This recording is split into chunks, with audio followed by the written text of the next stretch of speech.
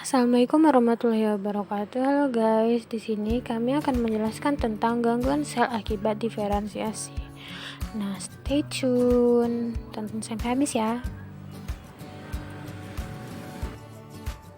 Pengertian diferensiasi sel. Diferensiasi sel adalah proses ketika sel berkurang khusus menjadi sel yang lebih khusus. Nah, diferensiasi sendiri adalah proses yang lazim pada makhluk dewasa. Sel pasca dewasa terpisah dan menciptakan sel anak yang terdiferensiasi sepenuhnya selama perbaikan jaringan dan perputaran sel normal. Diferensiasi secara dramatis mengubah ukuran, bentuk, potensial membran, aktivitas metabolis, dan ketanggapan sel terhadap sinyal. Diferensiasi juga dapat diartikan sebagai suatu proses yang menjadikan sel menerima fungsi biokimia dan morfologi khusus yang sebelumnya tidak ada. Sel-sel yang ditentukan seperti itu biasanya dihilangkan kemampuan untuk membelah, dan juga merupakan proses yang dapat mengakibatkan sekumpulan sel menjadi berbeda-beda dalam struktur, fungsi, dan perilaku. Tahapan diferensiasi. Yang pertama ada zigot. Zigot adalah ovum yang fertilisasi dibuahi spermatozoon. Yang kedua, blastula. Blastula terjadi pada tingkatan pertumbuhan embrio. Terbentuk daerah kelompok sel yang akan menjadi jaringan utama tubuh. Ketiga, ada glastula. Glastula, pada tingkatan glastula ini, embrio sudah mengandung 3 lapis benih yang terdiri dari sel-sel yang tersusun di daerah tertentu tubuh, yaitu endokrin, mesodrim, dan endodem. Yang keempat ada tubulasi. Pada tingkat tubulasi, ketiga lapis benih sudah berupa bumbung sehingga merupakan bumbung epidermis yang melingkup seluruh permukaan tubuh. Yang kelima atau yang terakhir ada organogenesis. Pada tingkatan organogenesis ini, diferensiasi lebih rinci lagi. Di sini sudah terbentuk seluruh macam jaringan dan alat tubuh secara lengkap, sehingga pada saat kelahiran anak sudah dalam bentuk yang tetap. Selanjutnya ada faktor-faktor diferensiasi. Faktor-faktor diferensiasi ini dibagi menjadi dua. Yang pertama, faktor ekstrinsik. Faktor ekstrinsik adalah faktor yang berasal dari luar sel. Faktor ini terdiri dari supalsi bahan-bahan metabolisme dan elektrolit, gas pernafasan, gravitasi, suhu, pH, letak sel, dan kadar zat. Yang kedua ada faktor intrinsik. Faktor intrinsik ini adalah faktor yang berasal dari dalam sel. Faktor intrinsik berada dalam inti dan sitoplasma. Faktor dalam inti adalah krosmatin. Faktor dalam sitoplasma sangat kompleks, terutama berupa enzim kadar metabolit dan elektrolit. Selanjutnya ada proses diferensiasi dan modifikasi sel.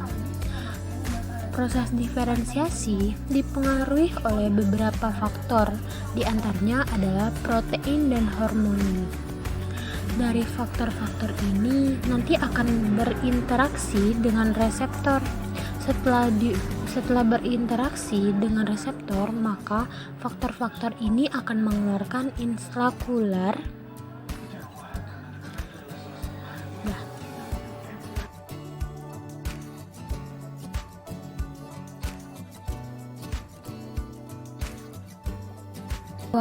intrakelular sinyal.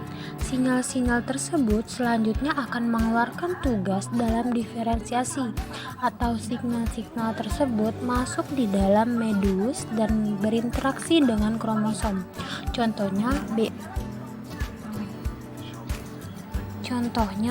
BMP4, bone microgenetic protein 4. Jadi, diferensiasi sebuah sel sangat dipengaruhi oleh faktor-faktornya dan juga inhibitornya. Diferensiasi sel meliputi dua hal. Yang pertama, perubahan struktur dan aktivitas biokimia. Yang kedua, perubahan aktivitas fisiologis. Selanjutnya ada diferensiasi sel pada kanker. Nah, kanker adalah penyakit yang ditandai dengan kelainan siklus sel khas yang menimbulkan kemampuan sel untuk tumbuh tidak terkendali. Dalam kata lain, pembelahan sel melebihi batas normal, menyerang jaringan biologis di dekatnya, bermigrasi ke jaringan tubuh yang lain melalui sirkulasi darah atau sistem limfatik, disebut metastasis.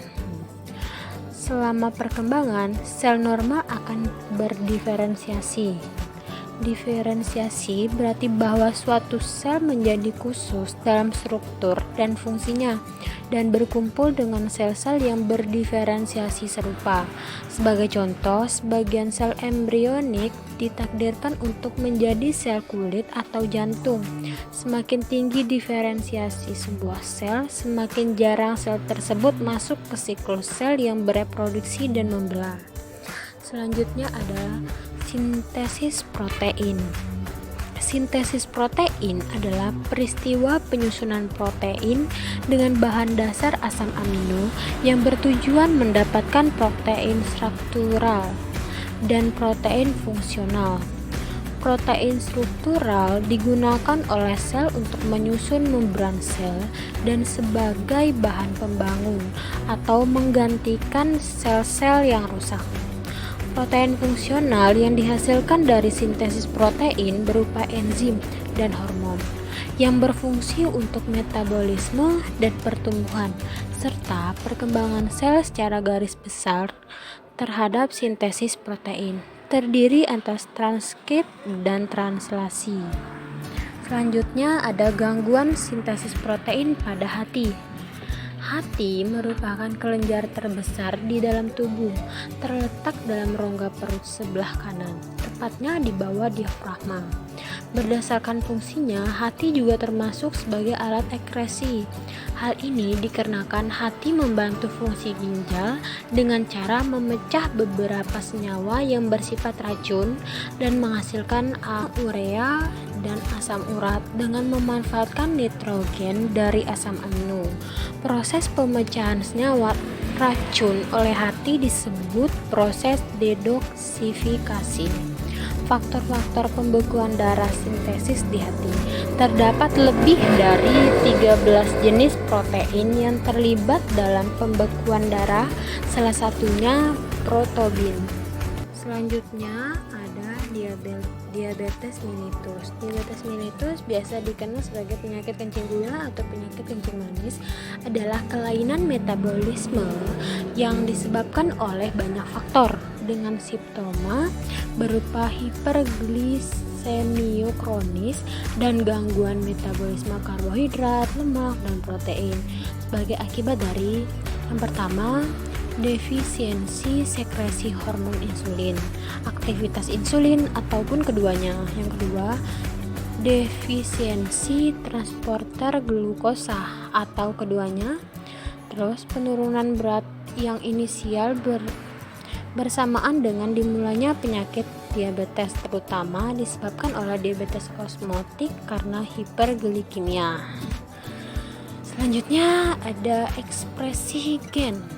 Ekspresi gen ini merupakan rangkaian proses penerjemahan informasi genetik dalam bentuk urutan basah pada DNA atau RNA menjadi protein, dan lebih jauh lagi fenotip informasi yang di bawah bahan genetik tidak bermakna apapun bagi suatu organisme. Apabila tidak diekspresikan menjadi fenotip, ekspresi genetik beserta dinamika yang mempengaruhinya dipelajari dalam genetika molekular beserta cabang-cabangnya seperti genetika seperti genomika, transkriptomika, proteomika, serta metabolomika. Yang terakhir ada transport membran. Mekanisme transport melalui membran, setiap sel yang hidup harus selalu memasukkan materi yang diperlukan dan membuang sisa-sisa metabolismenya untuk mempertahankan konsentrasi ion di dalam sitoplasma. Sel juga selalu memasukkan dan mengeluarkan ion-ion tertentu. pengaturan keluar masuknya materi dari dan menunjukkan ke dalam sel sangat dipengaruhi oleh permeabilitas membran. Ada dua, yang pertama transport molekul-molekul kecil dan transport molekul-molekul besar. Nah, sekian dari presentasi tentang gangguan sel akibat diferensiasi ini. Mungkin itu saja yang kami paparkan. Wassalamualaikum warahmatullahi wabarakatuh.